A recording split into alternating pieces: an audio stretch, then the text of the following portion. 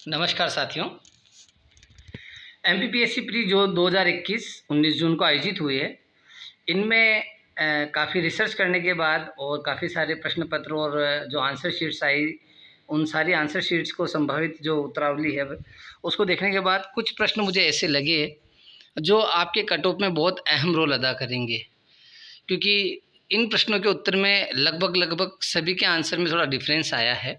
सबके अपने अपने लॉजिक है, सबकी अपनी अपनी विद्वता है, और हम सभी लोग अच्छी तरीके से जानते हैं कि जो आयोग हैं, अगर वो भाई मान जाए कि भाई ठीक है, जो वो बता दे वही आंसर ठीक है, क्योंकि मध्य प्रदेश लोक सेवा आयोग में ऐसा लगातार हम लोग देखते आए हैं कि प्रश्नों के उत्तर के बारे में बहुत बड़े विवाद हमेशा से होते रहे हैं, और 4-5 प्रश्न तो ऐसे रहते ही हैं। हालांकि ये बात भी मैं भी अच्छी तरीके से जानता हूँ कि जिन्हें अपन विवादित मानते हैं आयोग के लिए तो वो विवादित होते ही नहीं है, ठीक है। लेकिन फिर भी ये 10 प्रश्न, अगर मान लो किसी का 70 नंबर आ रहा है और वो सोच रहा है कि 75 कट ऑफ जाएगा, मेरा कैसा होगा, तो ऐसा बिल्कुल नहीं है साथियों। संभव है कि आयोग के आंसर शीट जारी करने के बाद आपका कट ऑफ, आपका स्कोर जो है 75 या 76 या 77 चला जाए, 77 चला जाए। इसलिए ये जो संभावित उत्तरमाला चाहे मेरी भी आई है, तो उनको लेके इतना कंफ्यूज ना रहें, क्योंकि जो आपके 5-7 डाउट में क्वेश्चन जो सभी विद्यार्थियों ने निकाल रखे हैं, उन डाउट वाले क्वेश्चनों के ऊपर ही आपके कट ऑफ का पूरा जो है वो दारोमदार उन पे निर्भर करेगा कि वो क्या रोल प्ले करते हैं। बाकी जो 75 या उससे ऊपर हैं जनरल ओबीसी और ईडब्ल्यूएस में, या 74-73 आ रहे हैं, तो डेफिनेटली उन लोगों को मेंस की तैयारी में बहुत अच्छे तरीके से जुट जाना चाहिए। जो अदर कैटेगरी में हैं, एससी कैटेगरी में अगर 70, 69, 71 के आसपास भी हैं, तो डेफिनेटली उनको भी मेंस में रहना चाहिए। और एसटी कैटेगरी में 65, 67, 68, 69 है, तो डेफिनेटली आयोग के आंसर के आने के बाद जो चीज़ें हैं वो बहुत सारी चेंज होगी। हाँ, थोड़ा जनरल का कट ऑफ का इशू इसलिए कि पोस्ट कम है, बहुत सारी चीज़ें हैं। बाकी जो कैटेगरी है, क्योंकि ये भी मेरा एक अनुभव कहता है कि जब भी कट ऑफ हाई गया है, तो जनरल कैटेगरी की कट ऑफ भले ही ऊँची रही हो, लेकिन बाकी जो कैटेगरीज रहती है उसका डिफरेंस बहुत ज़्यादा आ जाता है। जैसे पिछली बार 70, 69 जनरल मेल फीमेल ऐसा रहा था, लेकिन रियल में जब कट ऑफ ऊपर होती है तो सभी कैटेगरी के जो डिफरेंसेस रहते हैं वो 3-3, 4-4, 5-5 नंबर तक वेरी करते हैं। इसलिए ज़्यादा कठिनता वाला विषय नहीं है। आराम से आप शांत रहें, संयत रहें, और 1-2 दिन आप बड़े आराम से रिलैक्स करें, और अब जिस विषय के लिए अपन आए हैं उस विषय को अपन प्रारंभ करते हैं। ये बात भी बताना ज़रूरी थी। बिल्कुल मेंटली पॉजिटिव रहें, क्योंकि पॉजिटिव रहने का लाभ आखिरी में हमेशा मिलता है, ठीक है। पहला क्वेश्चन जो है, इस क्वेश्चन में तो मुझे ही डाउट आया है। आईटी अधिनियम 2000 में महत्वपूर्ण अवधारणा ओ को पेश किया गया है। यहाँ पे ओ जो है, मतलब कहना क्या चाह रहा है वो समझ में नहीं आया कि आईटी अधिनियम 2000 में महत्वपूर्ण अवधारणा को पेश किया गया ओ।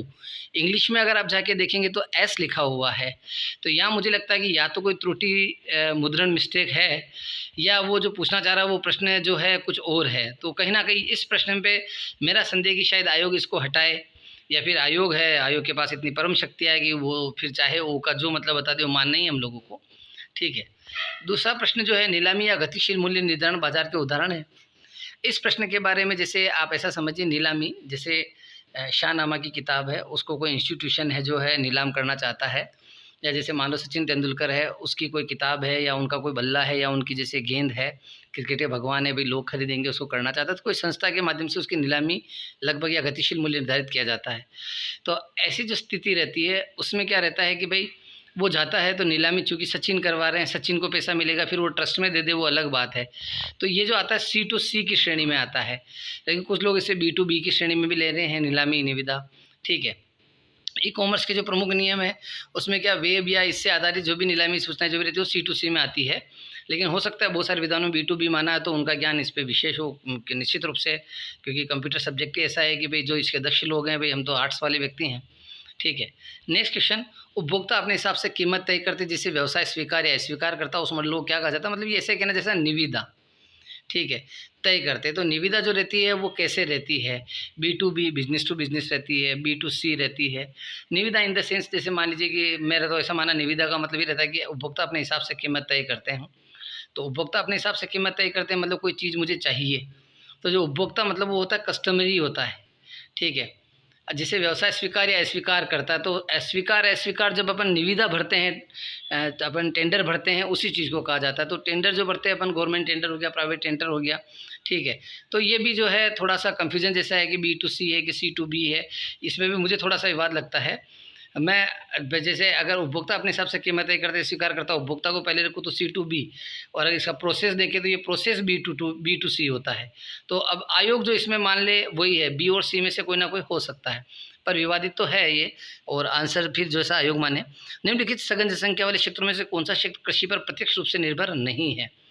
अब ये क्वेश्चन ऐसा है कि नॉर्मली इसका जो आंसर है उत्तरी पूर्वी संयुक्त राज्य अमेरिका, मैंने भी वही माना है, ठीक है, ज्योग्राफिकल अध्ययन के आधार पे। आयोग इस पे अपना कोई विशेष अगर रूप है तो आयोग मुझे लगता है कि इसमें भी कुछ चमत्कार अपने को दिखा सकता है। मध्य प्रदेश लोक सेवा आयोग में अधिकतम कितने सदस्य होंगे, तो जैसे नॉर्मली अभी 4 सदस्य हैं। एक ये विवाद, विद्यार्थियों के मन में भी जो संशय है वो बताता हूँ, ठीक है। जैसे गूगल पे सर्च करने के बाद 7 सदस्य, क्लास में भी जो पढ़ाया गया लगभग शायद 7 सदस्य के आसपास से पढ़ाया गया। एक विद्यार्थी है जिन्होंने मुझे आज पूरा PDF भेजा, तो उन्होंने बताया कि सर इसको अमेंडमेंट के द्वारा आज से 10-15 साल पहले ही 5 सदस्य कर दिया गया था, ठीक है। तो यहाँ पे भी क्या है कि भाई प्रश्न जो है 5 और 7 के बीच में थोड़ा सा मुझे लग रहा है कि असमंजस जैसा कुछ है।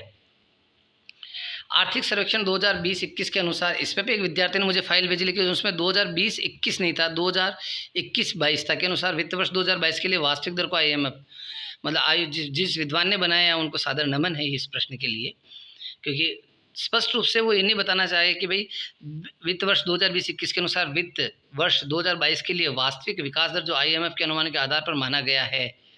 तो प्रश्न मुझे लगता है स्पष्ट क्लियर नहीं हो पाया थोड़ा सा, तो यहाँ पे भी बहुत ज़्यादा डाउट है। एक विद्यार्थी ने मुझे 11.5 आंसर भेजा, एक ने 8.7 भेजा, पुख्ता प्रमाणों के साथ भेजें, ठीक है। निम्नलिखित में से कौन सा संविधान संशोधन पहला संवैधानिक संशोधन था जिसमें संविधान के अनुच्छेद 368 सेक्शन 2 के परंतु की अपेक्षा के अनुरूप राज्य विधानमंडल द्वारा अनुसमर्थित किया गया। तो प्रश्न बहुत प्यारा है, PSC लेवल का क्वेश्चन है। क्वेश्चन सामान्य रूप से ये जानना चाह रहा है कि भाई सबसे पहले व्यक्ति को ये पता होना जरूरी है कि संविधान संशोधन क्या होता है, कौन कौन सी प्रक्रियाएं होती है, वो कौन से विषय है जिसमें संविधान संशोधन में राज्यों के विधानमंडलों का मतदान करना या उनके मतलब जो है वहाँ से भी बहुमत मिलना जरूरी है, ठीक है। आधे से अधिक विधानमंडलों की अनुमति मिलना भी आवश्यक है। तो उस संदर्भ में जहाँ तक मेरा ज्ञान काम करता है कि 7वीं अनुसूची तो ठीक है ही है कि 7वीं अनुसूची में अगर कोई भी संशोधन होता है तो तीसरी अनुसूची जो है उसमें चारा वगैरह ऐसे विषयों को जब समवर्ती सूची से राज्य सूची ऐसा शिफ्ट किया गया था तब ये तीसरा संविधान संशोधन हुआ था। लेकिन बहुत सारे विद्वान बताते हैं कि प्रथम संविधान संशोधन 1951 के समय भी उसमें ये चीज़ें की गई, अनुसूची 9 जोड़ी गई, ये किया गया वो किया गया। कुछ लोगों ने द्वितीय भी इसका माना है, तो यहाँ पे भी थोड़ा कंट्रोवर्सी है।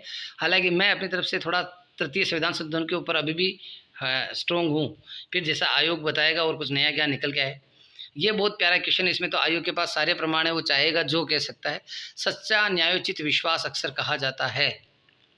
सच्चा न्यायोचित मतलब पहला सच्चा ट्रुथ हो, दूसरा न्यायोचित मतलब न्याय के अनुसार हो, और विश्वास हो। तो हाइपोथेसिस मतलब पूर्व धारणा। तो सच्चा न्यायोचित विश्वास, तो पूर्व धारणा इससे मैच नहीं करती है। लेकिन सामान्य जैसे किसी व्यक्ति पे हम विश्वास करते हैं, विश्वास जताते हैं, ठीक है, अपने मन में, तो वहाँ से भी उसको हाइपोथेसिस में लगेगा कि भाई हाँ वो लोग व्यक्ति अच्छा है ही है, इस कारण से सच्चा न्यायोचित विश्वास आपने उस पर जताया है पूर्व धारणा, तो वो ठीक है। इंटेलिजेंस, अब ये ऑप्शन भी बहुत ज़बरदस्त, मतलब पहली बात तो ये GK के किस सब्जेक्ट में आता है, यूनिट 10 में, ये सोचने वाला विषय है, ठीक है। फिर ज्ञान, तो ज्ञान तो है ही है, विवेक लिखा होता तो फिर भी समझ में आता है। हालांकि मैक्सिमम लोगों ने इसका आंसर ज्ञान माना, लेकिन मुझे लगता है कि आयोग इसमें जो आंसर देगा वो ज़्यादा बेस्ट आंसर माना जाएगा। निम्नलिखित में से किस जलमार्ग का आर्थिक व युद्ध नीतिक महत्व अधिक है, ठीक है।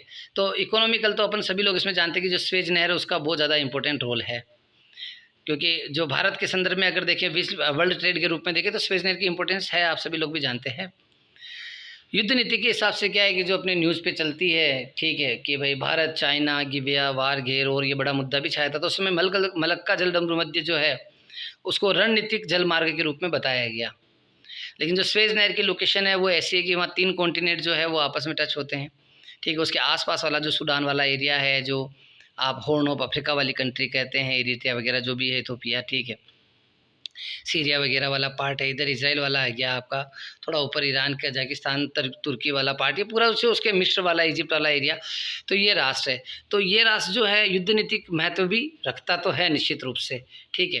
तो यहाँ मलक्का और स्वेज के अंदर भी एक कन्फ्यूजन क्रिएट हो रहा है कि मतलब कुछ आंसर कीज मैंने ऐसी भी देखी है विद्वानों की जिसमें मलक्का भी आंसर माना गया है। हालांकि मैं अपनी तरफ से स्वेज नहर को ज़्यादा अप्रिशिएट मानता हूँ, ठीक है। बाकी जो ठीक है, बाकी GLC IS पे आप ऑफलाइन बैचेज जो हैं 23 जून से स्टार्ट है और 5 जुलाई से सेकंड बैच स्टार्ट होगा। आप ज़रूर स्टार्ट कर सकते हैं। बहुत बहुत धन्यवाद। ये दिखाने का कारण ये था कि 9 प्रश्न 10 प्रश्न ऐसे हैं जिनके उत्तरों को लेके संशय है, और आयोग जो है इनमें जो आंसर देगा ये आपके स्कोर को निश्चित रूप से प्रभावित करेगा। इस कारण से जो संभावित कट ऑफ है उसको लेकर आप इतना ज़्यादा परेशान ना हो। अगर 70 के आसपास अगर आपका स्कोर है तो मेंस में लग जाना चाहिए। फिर भी आपका स्कोर अगर इससे कम या ज़्यादा भी है तो भी आप ये मान के चलिए कि अगली प्री जो है जनवरी फरवरी के बाद ही आनी है, इसलिए मुख्य परीक्षा में आप लोगों को लग जाना चाहिए, वही ज़्यादा बेटर है। चाहे आप पर्सनल स्टडी करें, सेल्फ स्टडी करें। और GLC IAS ऐप अगर आपने अभी डाउनलोड नहीं किया है तो डाउनलोड करें। हमारे फ्री कंटेंट से भी लगभग 80 प्लस प्रश्न आए हैं एग्ज़ाम में। जो हमारे टेस्ट सीरीज जिन बच्चों ने ज्वाइन किए हैं उनके फीडबैक मैंने व्हाट्सएप से टेस्ट पे डाले हैं, यूट्यूब कम्युनिटी पे डाले हैं।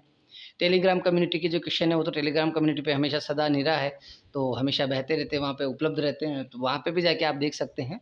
क्योंकि ऐसे कहने पे विश्वास नहीं करना, हमेशा चेक करना है चीज़ों को। तो निश्चित रूप से GLC IAS प्लेटफॉर्म जो है मेंस के लिए एक बेस्ट प्लेटफॉर्म है। आप गुरुजी के साथ जुड़े हैं, कुछ कोर्सेज हैं, question bank, test series, whatever, लेकिन 1-2 दिन रिलैक्स करने के बाद आप लोग जुड़े, बहुत हो जाएगा। बहुत बहुत धन्यवाद साथियों।